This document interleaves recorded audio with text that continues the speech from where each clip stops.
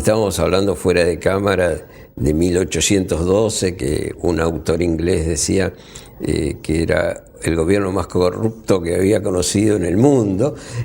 Bueno, me llamó la atención esa definición. 1812, es decir, que la Argentina, quizá porque estaba casi fuera del mundo, se caía del mapa, la ciudad de Buenos Aires, que era su centro, siempre estuvo mirando a otra parte y tratando de hacer grandes negocios. Y esa noción de falta de bien común es justamente la que afecta más al tema del patrimonio. Porque además, aún las cosas públicas, los espacios públicos, no son como en otros lugares de todos. Aquí son de nadie. Es decir, son los lugares donde nosotros podemos tirar la basura, donde podemos descuidarlo, porque nadie, ¿no es cierto?, se siente propietario de ese sitio. Entonces, nos falta una conciencia cívica en este caso, que hay que formarla desde la escuela prácticamente. Bueno, en y en tantos, ¿no? Claro, y en tantos, digo yo porque de alguna manera estamos con el tema del patrimonio. Sí, sí. Entonces, el patrimonio siempre es la casa del vecino, nunca será la mía. Claro. Es decir, no pienso que la fachada de mi edificio es la que forma la escenografía urbana. Yo puedo hacer cualquier cosa con mi fachada. Y esto es una agresión, en definitiva, al espacio público, al espacio urbano. Las colecciones postales que están hechas, como te decía, por regiones. En este caso es el noroeste, ¿no? Entonces, dentro de cada región tomamos la provincia, en este caso es Tucumán, ¿no? Entonces, bueno, Tucumán y hablamos de ingenios. Entonces acá tenemos fotos de los ingenios azucareros en distintas épocas.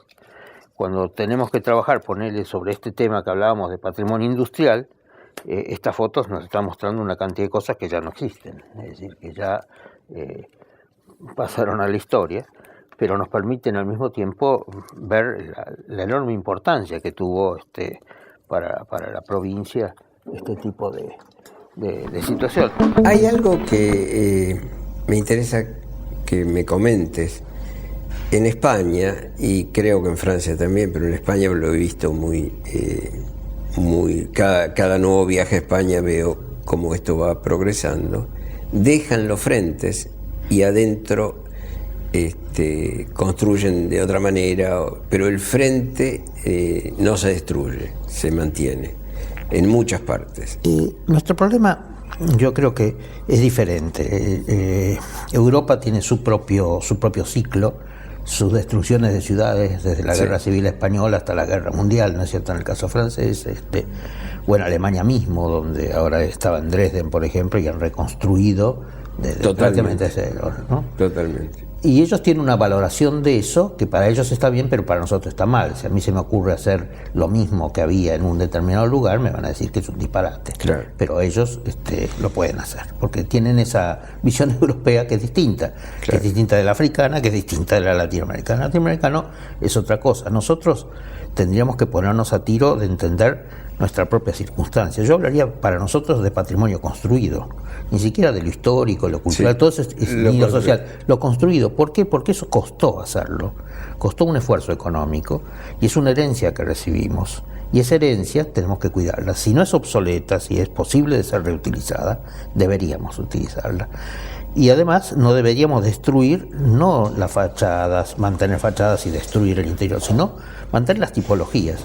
A mí me encantaría, por ejemplo, que tuviéramos en Buenos Aires un conventillo de los tradicionales para poder mostrar cómo era que se vivía. Ahora habría que hacerlo nuevo. Exactamente, es decir, estos son los problemas que tenemos. Nosotros no tenemos ninguna casa completa de los primeros 250 años de la ciudad de Buenos Aires. Y lo poco que existe de colonial no nos queda ninguna, pedacitos, ¿no? Y de lo que existe de las primeras partes del 19. Sí, en alguna parte, por ejemplo, te dice, estos techos... o aquí la ventana, pero aquí la puerta, más. ¿no es cierto? Pero no tenemos cómo entender cómo era el modo de vida de la gente. Y esto es duro. Cuando uno piensa el centro histórico de Buenos Aires, no le queda nada del siglo XVII y XVIII, ¿no es cierto? Y fin del 19. Y todo lo que tiene es de fin del 19. Y todo, pero sí, cuando Peña te diría exactamente lo mismo. Sí, claro. Por supuesto. Pero, por ejemplo, una anécdota, ¿no?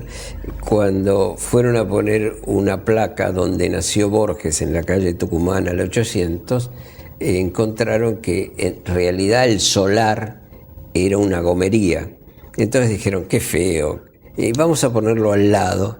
Y al lado no había nacido, ni era el solar, ni nada. Lo pusieron al lado porque la gomería les pareció feo. Realmente es un criterio medio absurdo. En algún momento restauramos la casa donde nació Evita, que no era la casa donde nació Evita. Claro. O hemos declarado monumento a la Posta de Yatasto, donde hoy sabemos que Belgrano y San Martín no se encontraron. Sí. Es decir, ese tema, esos ajustes o desajustes de sí, con la leyenda y no con la historia, ¿no? Pero fíjate vos qué interesante. Yo creo que Buenos Aires, entre las cosas más lindas que tiene, vos le preguntás a alguien qué le gusta de Buenos Aires, lo que te dice nunca es el edificio tal o cual. Lo que te dice es la dinámica cultural, sí, la vida de la ciudad y demás.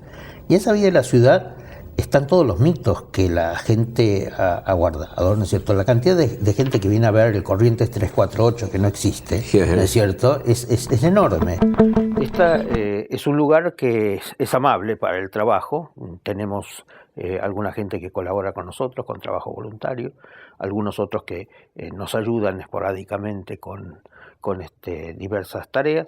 Tenemos inclusive algunos estudiantes, en este caso, en este momento tenemos 2 de Colombia, de la Universidad Javeriana, que vienen a hacer pasantías para trabajar también en los proyectos nuestros. Son alumnos del último año de arquitectura que eligen, porque están interesados en los temas de patrimonio o en los temas de historia de arquitectura, eligen venir a trabajar con nosotros 4 meses. Entonces, este es el mecanismo con el cual nosotros vamos trabajando.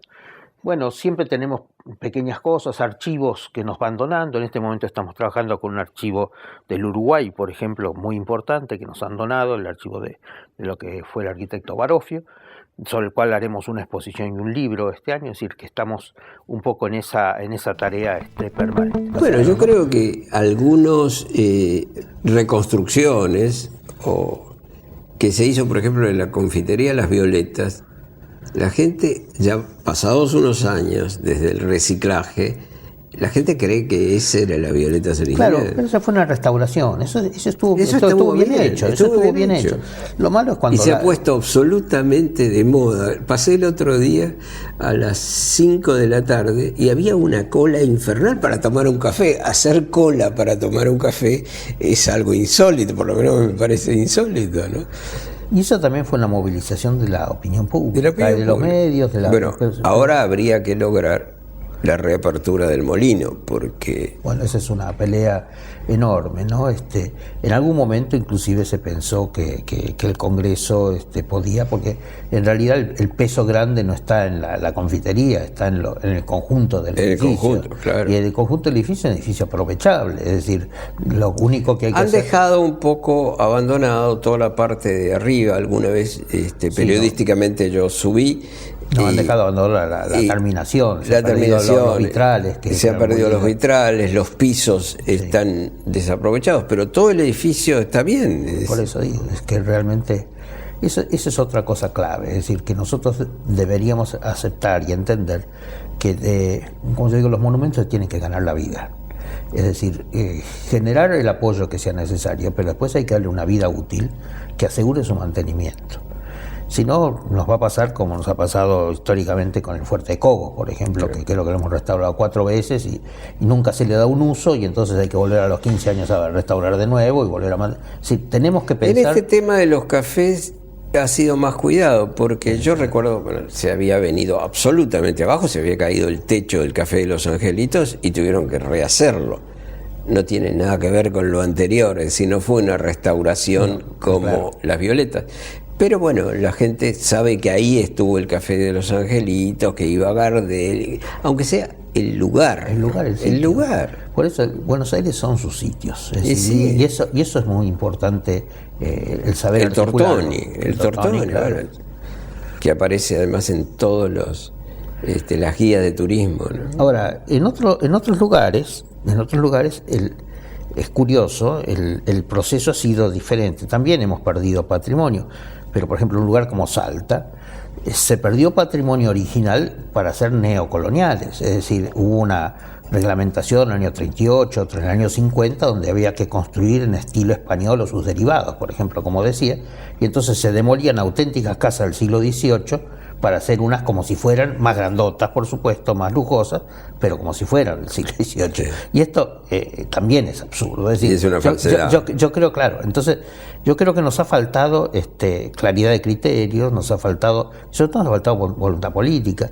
Los últimos años, por ejemplo, en Salta se han recuperado una cantidad de cosas importantes. Sí, bueno, Salta está muy linda ciudad, ¿no?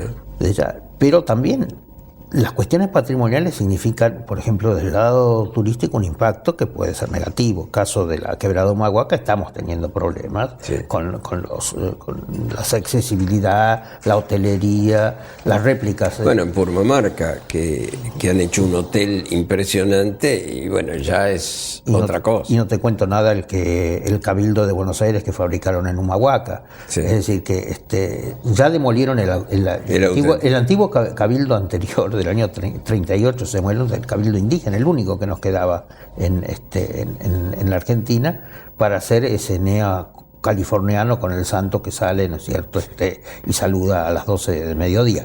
Pero ahora nos tenemos en una calle un Cabildo de Buenos Aires también, ¿no? Es decir, estas son cosas absurdas que evidentemente no...